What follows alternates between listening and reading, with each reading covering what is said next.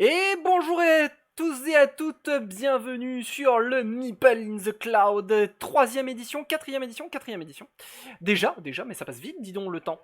Ça passe très très vite le temps, nous avons fait déjà Legends of the Five Rings, le JCE, nous avons fait Andorre et nous avons fait Donjons et Dragons, le jeu de plateau.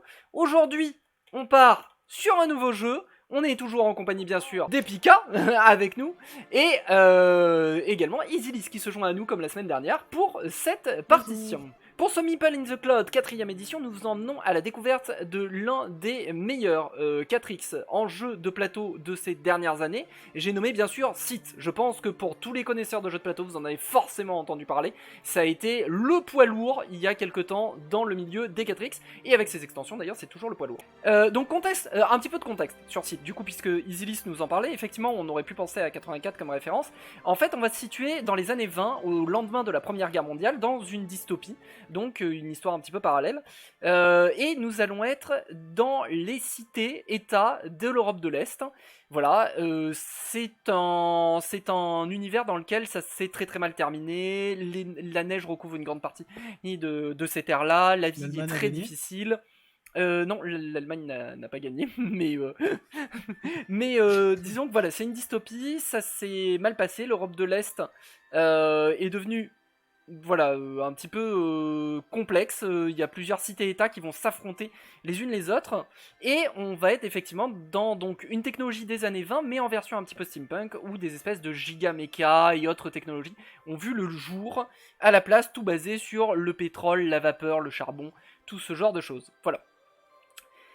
Donc ça c'est pour vous planter le décor. On peut rencontrer Hitler en PNJ? Non, on est plutôt dans tout ce qui est Europe de l'Est, l'équivalent, tu vois, tu vas plus avoir des Russes, voilà, on va plus être dans ces genres d'ambiance-là. Mais 20, Hitler, il était pas vieux. Hein. Non, il est même très jeune, c'est la première, pas la deuxième, dont on parle. C'est au lendemain de la Première Guerre mondiale. C'est-à-dire qu'il était soldat. Il avait 14 Voilà. ans, mais il était soldat dans la première, donc il devait avoir 20 ans, quoi. 18 voilà. ans, 19, quelque chose par là. Donc vous allez avoir effectivement les Russes, les Nordiques, alors Polonia, les Polonais, on va pas vous le dire, la Crimée évidemment. Ah si, quand même. Voilà, vous avez tout ce genre de factions. Oui, je te laisse faire une recherche Google. La Yougoslavie n'est pas encore. Ah, mais il était vieux en fait. Toc. Il avait 30 ans. Donc, il était vieux. On se calme tout de suite sur les trentenaires. Hein. Alors, le jeu, maintenant, je ne sais plus, c'est un jeu qui doit être aux alentours des 70-80 euros. Ah oui, quand même. Il a dû changer beaucoup de tarifs depuis que je l'ai acheté. Il est à 80, voilà. Il est prix public conseillé 80 euros actuellement. Ah ouais, quand même. Ah oui, on est sur le jeu dit de core gamer. On est sur le jeu expert, vu qu'ils aiment bien mettre ces termes-là maintenant. Même si moi je suis pas très très fan de cette terminologie, mais c'est le jeu dit expert. Ça clive pas du tout la communauté des joueurs. Voilà, exactement. C'est très élitiste, je n'aime pas du tout ça. Mais bon, bref. Je pense que la première chose qu'on a à dire sur Sith, c'est que c'est un jeu complexe et dense, mais dans la première partie et dont la lecture des règles peut être un peu indigeste, mais en fait vous allez voir que le matériel vous guide. C'est-à-dire quand vous faites une action, il suffit de prendre les pièces sur le plateau et il y a marqué dessus en fait ce qu'elles doivent faire. Donc il y a presque rien à savoir. C'est bonjour Tracker, bienvenue. Et j'avais envie de vous montrer, parce que je sais qu'en plus Epi va forcément vous en parler à un moment, le petit, ce qu'ils appellent Sith Automa. Donc c'est un petit feuillet complémentaire en fait, et qui est l'intelligence artificielle du jeu si vous voulez jouer avec des bots, et notamment si vous voulez jouer tout seul. Donc voilà, donc ça c'est l'IA, voilà, c'est l'IA du jeu, puisqu'il est prévu pour 1 à 5 personnes de base, jusqu'à 7 avec les extensions. Voilà. Ah bah super. Parce que moi je suis un online, et vous avez même, société, mais je joue tout seul. Hein, je sais pour les kickimetters, si Chablou nous écoute par exemple, vous avez même les fiches de réussite, les exploits à accomplir et à cocher dans Sith. Platiner le jeu de plateau. Tu peux platiner le jeu de plateau, exactement, c'est tout à fait le but. J'aimerais revenir en 2 secondes sur les règles et le contexte. Donc parce que je vous ai expliqué l'histoire de fond, mais qu'est-ce qu'on fout sur la carte de Sith? Pourquoi les états sont là? Eh bien tout simplement parce que nous sommes en train de conquérir des territoires qui sont riches en ressources, et parce qu'il y a une ancienne usine abandonnée, mais qui détient des technologies qui ont été perdues. Et donc, chaque généraux a eu ordre par sa cité-état de venir conquérir les territoires qui entourent l'ancienne usine et éventuellement de découvrir ses secrets. Donc voilà un petit peu le but du jeu dans Sith. Il va falloir que nous, on va chacun représenter un général d'une cité-état différente, et il va falloir que eh bien qu'on colonise les territoires environnant l'usine et voir pourquoi pas l'usine. Ce qui n'est pas forcément fait à chaque partie, mais qui peut l'être. Donc, je vais quand même vous introduire au concept de base de site avant qu'on lance la partie directement, parce que sinon vous allez être un peu perdu au tout début. Donc, le but du jeu, faisons clair, c'est un jeu où on score des points, on compte les points à la fin de la partie. C'est tout. Voilà, celui qui a le plus de points à gagner, il y a des règles pour départager en cas d'égalité. Rien d'autre. Les points, c'est du pognon. Donc chaque pognon que vous faites rentrer, faites gaffe quand vous le dépensez parce que c'est des points qui partent à la fin de la partie. Évidemment, vous allez en marquer du pognon supplémentaire quand on termine la partie avec le contrôle de territoire, les ressources accumulées et les points de victoire, enfin les phénomènes, vous allez voir, c'est des étoiles, vous allez gagner des petits high scores au cours de la partie, quoi. Comme Carcassonne. Voilà. Donc c'est du comptage de points à la fin, comme Carcassonne, comme énormément de jeux de plateau. Voilà. La partie prend fin quand ? Quand est-ce qu'on compte les points ? La partie prend fin quand une personne poste sa 6ème étoile. Les étoiles, c'est des trucs un peu spécifiques, c'est des choses à atteindre dans la partie. Donc quand la... Objectifs. Voilà, des objectifs. C'est pas les objectifs. Les succès. Les objectifs, Excuse-moi. c'est une étoile, par exemple, sur les 6. Et il y a des étoiles... Ouais, c'est des objectifs, mais disons qu'il y a des objectifs secrets et des objectifs publics. Voilà. On va dire ça comme ça. L'objectif secret, c'est une étoile, et les 5 avec autres les merdes sont et des toi. objectifs publics. Que D'accord. tout le monde peut accomplir. Voilà. Quand... Et du coup, tu vois quand t'as accompli ton. Oui, tu vois tout à fait. On va que poser t'as des chopé étoiles. l'étoile, Ouais, exactement. On va poser des étoiles pour chaque joueur qui accomplit un objectif. Quand... même s'il est secret. D'accord. Même s'il est secret, quand il décide de le révéler. Parce qu'il peut décider de le garder dans sa manche jusqu'à la fin. Oui, Mais ouais, il faut qu'au moment où il le révèle, il remplisse toujours les conditions. C'est un trick, d'accord. justement, de la partie. Parce que tu peux décider de garder ton truc secret pour mettre fin à la partie quand t'as envie. Parce que t'es à ta 5ème étoile, par exemple. Le problème, c'est que si entre les deux, t'as perdu ce qu'il fallait faire, bah du coup, tu peux plus le révéler. Donc t'as l'air con. Donc Ouais. c'est justement un petit bluff qu'il y a à gérer dans la partie. Donc la partie s'arrête quand un joueur a 6 étoiles. On peut scorer les objectifs publics, on peut scorer les mêmes. C'est-à-dire que je vais prendre un objectif au hasard, achever 6 améliorations par exemple, c'est un objectif. Je peux l'avoir fait en premier, mais après Epi peut le faire et il aura aussi l'étoile. Il n'y a pas de souci. Le D'accord. truc, c'est le premier à D'accord. terminer 6 étoiles sur l'ensemble des objectifs. Il y en a 1, 2, 3, 4, 5, 6, 7, 8, 9, 10. Il y a 10 objectifs. Et si t'en as rempli 6, tu mets fin à la partie. Ça veut pas dire que t'as gagné. Ça veut dire que tu mets fin à la partie. Derrière, faut faire le décompte de points, tu peux perdre. Donc, chers amis, faut préciser un truc très important dans ce site. 2 trucs très importants dans ce site. Le tout premier, c'est ne pensez pas que c'est un jeu 4X militaire. On est plus dans un contexte de guerre froide. Les unités militaires vont plus être là pour dissuader l'autre d'attaquer, ou vraiment, si on fait une erreur, aller chercher une attaque. Mais il va y avoir très très peu de combats. Sur l'ensemble d'une partie, on peut la jouer sans combat, ou avec juste 1 ou 2 combats. Dans toute la Merde, partie. j'ai fait une bêtise. C'est un jeu qui n'est vraiment pas militaire. Hein. Alors je vous montre le plateau, il se compose exactement comme ça aussi sur la carte, que je vous ai montré en version physique, et vous avez l'usine au centre. Donc là au centre vous avez l'usine, la fameuse usine à contrôler, qui vous apportera un énorme bonus. D'accord ? Ouais. Voilà. Ah là. D'accord. Ok ? Ah mais le plateau est petit en fait, je pensais qu'il était énorme. moi. Non, non, on est assez proches les uns des autres. Hein. Il faut Ah. savoir que par défaut, la plupart des unités ne peuvent pas, attention, et c'est là où ça devient intéressant, franchir les rivières et les lacs. Regardez votre Sauf zone les de tiens. départ, vous êtes tous entourés de rivières ou de lacs, quasiment. Ah merde, je suis dans la merde moi. Non mais on est tous comme ça. On Donc- sait tous le cas, Comment tout le tu monde traverses Il va a falloir, à il va part, falloir, ah, attends, il va falloir débloquer des à part améliorations, ceux ne du t'inquiète pas. sud-est, là. Ah. Voilà. Je pense que ça serait très intéressant après que je vous montre à l'occasion du coup les plateaux, le vrai plateau. Vous avez en bas 4 cases, du coup 4 cases si je puis dire, et qui Je correspondent en regardais fait du tout ce jeu. à des plateaux sur le jeu de plateau. Et oui, pas toi, moi je peux traverser, bien sûr, je vais leur mettre à l'envers dès le début, mais le dis pas, tracker.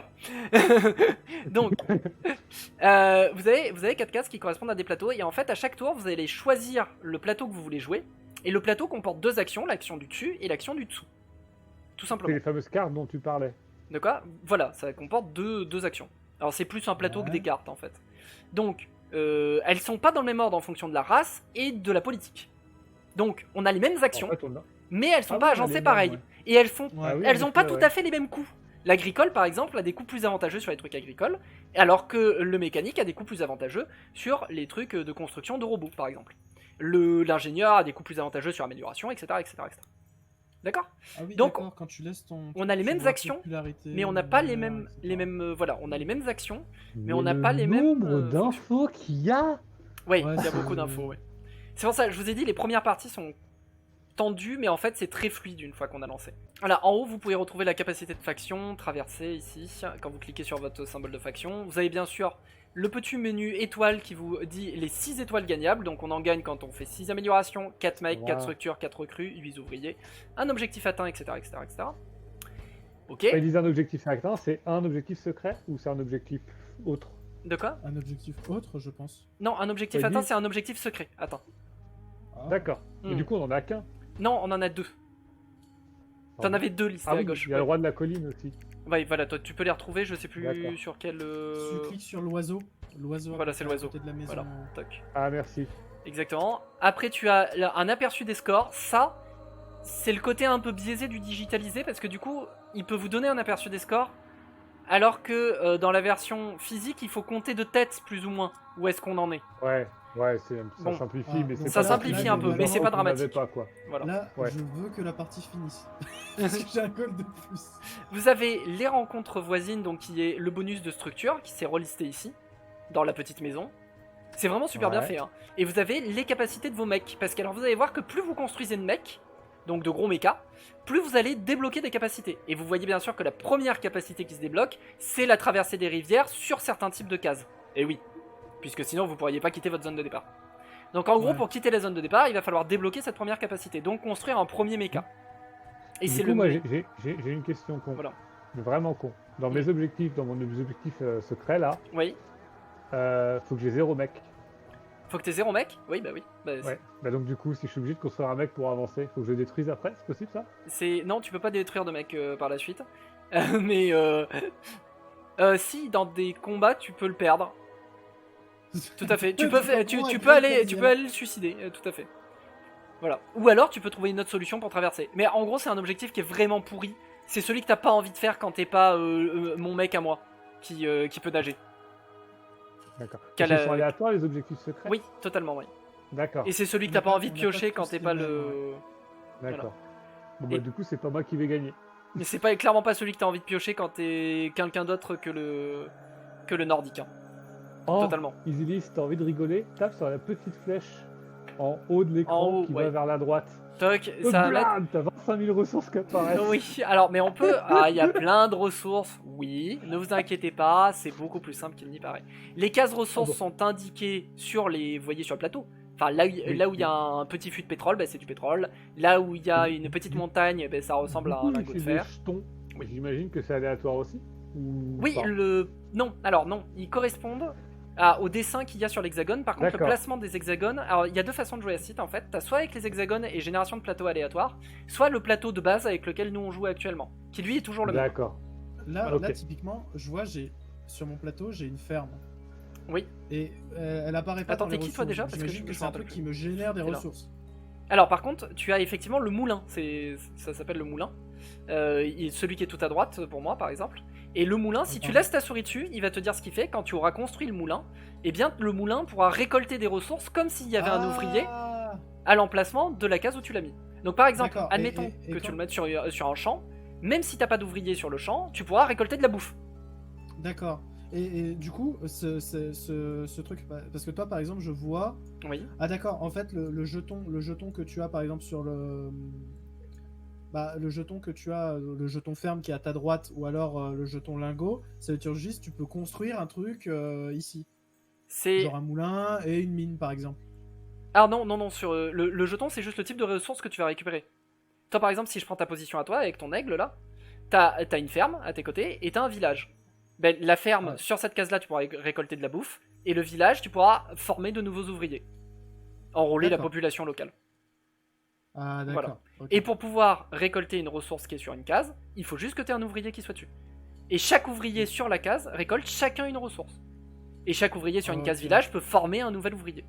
Vous avez des petits jetons, par exemple, si je prends toujours Isilis, mettez-vous sur la caméra donc avec l'aigle. Tu vois la mine qui est à côté de chez toi, la montagne là avec la mine. Ouais. Et elle a un espèce de jeton en forme d'étoile. Jeton Si tu rencontre. laisses, jeton rencontre. C'est là où on va piocher une carte rencontre avec un petit texte et des choix à faire.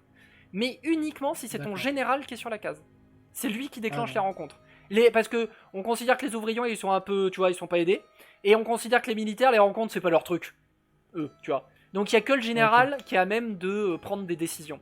Donc il faut que le général y aille pour déclencher des rencontres. Il a Les combien rencontres de- peuvent de être déplacements néfastes ou déplacements bénéfiques. Du Ça coup, dépend des plateaux que tu choisis, si j'ai bien compris. Le plateau de déplacement, c'est celui qui a 2 petites cases de déplacement. Et du coup, ça donne 2 actions de déplacement. Chaque déplacement vaut une seule case, sauf amélioration. D'accord, donc on peut se déplacer de 2 cases du coup. Exactement, ou de 2. En fait, ça peut être 2 personnages, une case aussi. Oh, ok. Voilà. Oh, ok. Sachant Je vois. qu'il y a des petites subtilités pour certains généraux qui ont des bonus par défaut, ou ce genre de choses. Mais Et voilà, la 6ème Bisous. étoile. Et en récupérant l'usine, ce qui me fait 3 territoires d'un coup. Du coup. Hop. Je suis là de détester. Voilà, qu'est-ce que vous avez pensé déjà, avant J'ai kiffé. qu'on relance une partie ou autre, et qu'est-ce que vous avez J'ai pensé de cette kiffé. première partie? Ouais. Moi, franchement, j'ai kiffé. C'est vraiment. Mais j'aime C'est- pas, c'est j'ai pas pas facile. gagné. Quel gros rat. C'est pas facile le mix entre gold, s'étendre.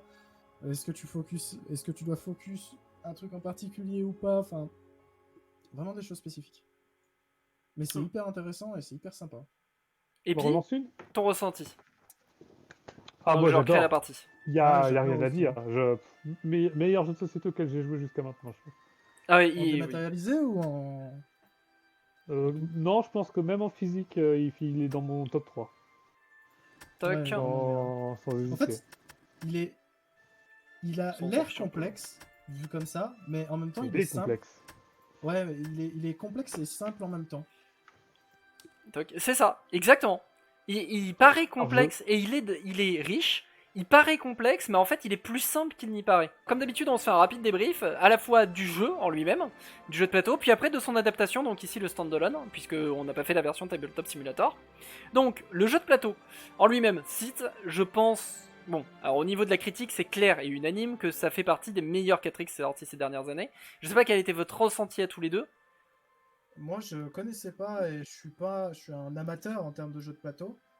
Mais pour le coup, j'ai bien kiffé, j'ai bien rigolé. C'était vachement intéressant et certes, la prise en main peut sembler un peu compliquée quand Rude, tu ouais. connais pas trop.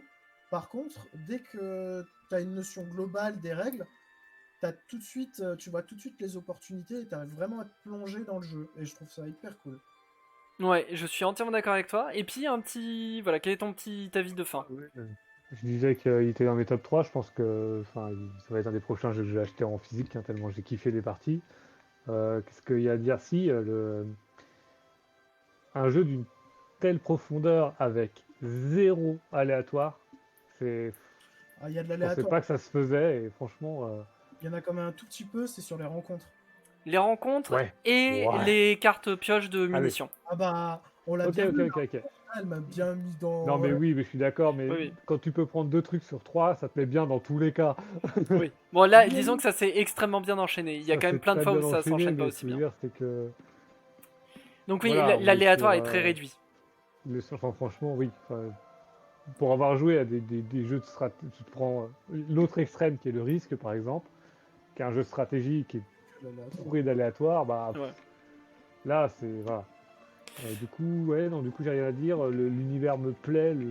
J'ai pas vu les 5 heures passées, là. C'était ouf. Non, on enchaîne les Ouais, parties facilement. Ouais, Ah, oui, puis voilà, on a fait une partie. Alors, il faut savoir que Isis et moi, on ne connaissait pas le jeu. Voilà. Pas du tout, On ne voilà. connaissait aucune règle. Et la deuxième partie, elle s'est passée, mais... Et ah, ça. dès la deuxième partie, je trouve. Lamentablement, alors qu'il connaissait. Voilà, et t'es pas forcément Ouais, frustré et moi. parce que tu peux réfléchir à tes mécaniques et t'as pas ce côté d'être totalement largué pendant 4 ou 5 games en fait. C'est ça, Si, c'est exactement ça. C'est... Si, moi je suis frustré. Parce que la deuxième, je t'emmerde. Parce que je t'ai volé la victoire.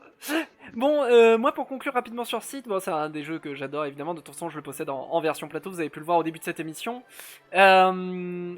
Pour moi c'est clairement un des must-have du 4X, ça c'est indéniable, il est très très peu impacté et par le hasard, il est très riche, et alors je le considère comme un jeu simple. Oui, la première partie est rude, les règles peuvent sembler un petit peu denses à apprendre, mais en fait le plateau va tellement vous guider que voilà, fantastique honnêtement. Dès la deuxième partie vous êtes plongé dedans, vous pouvez réfléchir à vos actions, donc pour moi il est simple et riche. Il fait vraiment partie du top à ce niveau là. Son ambiance, son esthétique sont vraiment incroyable aussi, l'histoire est vachement bien posée, on a très bien ce ressenti. C'est un 4X qui mise très peu sur les combats. Alors peut-être que ça déplaira effectivement à quelques joueurs de 4X qui sont plus stratégie tactique et qui aiment bien un peu se foutre sur la gueule. Là effectivement on est sur un 4X qui est beaucoup plus sentiment de guerre froide, on se met la pression les uns les autres mais on va pas réellement s'attaquer ou on va juste se voler des ressources plus que réellement s'attaquer. La guerre coûte tellement cher que... Voilà. Et venir Dalziel, franchement le petit bémol moi que je mettrais dans notre session de jeu, Oui. c'est qu'on a très peu utilisé le système politique. Je pense que c'est beaucoup plus marquant quand Alors t'es voilà. 8. C'est... Je pense que c'est le petit bémol que je mettrais quand t'es moins, c'est que tu n'utilises pas les ressources pleines du jeu et je trouve ça un peu dommage parce que j'aurais bien aimé qu'on se mette un peu plus la pression justement en mode tu me payes sinon je te casse la gueule. Ça aurait vraiment pu être plus intéressant et développer une autre facette qu'on n'a pas eu l'occasion de voir aujourd'hui. Alors exactement, j'y viens, effectivement ça va être beaucoup plus intéressant dès qu'on arrive à 4, 5 ou avec les extensions on peut aller jusqu'à 7 joueurs. Donc cet aspect là est quand même plus marqué. Après on l'a sous-utilisé aussi parce que bah moi j'avais pas joué depuis longtemps, vous deux c'est vos premières games. Par exemple, avec Epi, oui mais c'était pas des deals très... Finalement on n'était pas très effrayés parce qu'on avait toujours une solution de repli. Avec Epi par contre... j'arrive de toute façon, je suis tellement plus fort que toi. Voilà. Par contre... Si je te casse la gueule, ça me fait réfléchir quand même. Avec Epica, on avait un vrai choix nous de pouvoir te mettre la pression parce qu'à partir du moment où tu avais fait une attaque, on aurait pu s'allier avec Epi pour se dire bah on lui met 2 ou 3 attaques militaires qui vont le mettre dans le mal parce qu'il pourra pas défendre tout en même temps. Et nous, on aurait tous les deux scoré des étoiles. Oui, quand il s'est ruiné sur 2 attaques en même temps. Voilà. Ouais. Ça, par exemple, on l'a pas fait avec Epi. En fait. Bah, c'est vrai, il a raison. Ouais. Parce que j'étais déjà à 16, j'avais 2 cartes 5, une carte 4, une carte 2. T'étais bien, mais tu vois, Epi a un gros tas de cartes en main. Moi, j'étais arrivé à 16 aussi. Si on t'attaquait tous les deux d'affilée, t'aurais pas pu défendre les deux fronts en même temps. Enfin, il y aurait une des deux guerres que t'étais obligé de perdre. Toi, oui, et du coup, j'avais pré-shot le truc, j'avais mis qu'une carte 4 au cas où. Voilà. Si tu mettais tout 3, quoi. Mais Epi, je pense qu'il était plus ruiné que moi sur l'attaque. Ah non, du tout. Il me restait 2 cartes 5, enfin c'était... Et du coup, il pouvait, tu vois... 10 points, il me restait 10 points à la fin de la bataille. Et de toute façon, dans tous les cas, t'aurais eu un choix à faire, parce que t'aurais pas pu investir dans les deux batailles. Ouais, c'est vrai. Et parce que tu pouvais pas mettre ta réglette à 7 pour les deux, il te restait pas 7 points. Donc dans tous les cas, t'étais sûr d'en perdre une. Et c'est là où on l'a peut-être sous-exploité avec Epi, mais ça vient aussi avec le nombre de parties et avec le nombre de joueurs. C'est là aussi, dans un format duel... avec l'habitude de jouer aussi, je pense. Voilà, et c'est là où dans un format duel, il faut des règles un petit peu spécifiques, parce que cette facette-là disparaît quasi totalement. Et c'est vrai que c'est un peu dommage, à chaque fois dans les 4X, il y a beaucoup de côté politique, et quand t'es 2 joueurs, c'est un peu moins intéressant. Je le préconise plus à 3-4, facilement, que seul. Que à 2. La facette politique, je pense qu'il faut jouer en nombre pair par contre, parce que si tu joues à 3, typiquement, bah tu le soulignes, on lui casse la gueule, machin. À 4, tu peux vraiment faire des alliances avec ton voisin déjà, et tu peux déjà développer cette chose à 3, tu peux pas trop développer la politique. À 3, tu peux pas la développer parce qu'il y a toujours un trade, mais quand même si, on peut la développer beaucoup plus que ce qu'on a montré là dans l'émission. Hein. Pour avoir fait pas mal de parties à 3 joueurs, tu peux avoir des ententes qui sont beaucoup plus... même sur les ressources, hein. Tu me payes, je te recule d'une case, je laisse la ressource parce que j'ai pu la créer. Ça arrive ça peut arriver pas mal. Quand t'as des joueurs qui ont ce côté très discussion, marchandage autour de la table, ça peut vraiment se mettre en place. Hein. Donc voilà, donc c'est vrai que c'est plus intéressant quand on monte en nombre de joueurs, mais bon. Ça reste un jeu excellent sur ces facettes-là. Moi, je lui mettrais un autre bémol. On l'a vu d'ailleurs un petit peu sur la seconde partie, je pense. Quand vous êtes avec des joueurs qui sont un petit peu, bon, des joueurs un peu plus publics, effectivement, core gamer, on va dire, qui vont réfléchir un peu plus à leur partie. À mon avis, comme c'est un jeu qui a peu de hasard, comme l'a souligné Epi, il y a des départs très méta, en fait. Je pense que par contre, il y a une méta de ouf. Voilà, il y a une méta qui forcément s'instaure. Et il y a quelques phases du jeu qui vont être, et notamment quand tout le monde a eu son usine, etc., et qu'on arrive vers la fin, va y avoir plus de courses au point que d'affrontements. Donc en fait, on pourrait presque tous jouer sur un plateau différent, que ça changerait plus grand chose.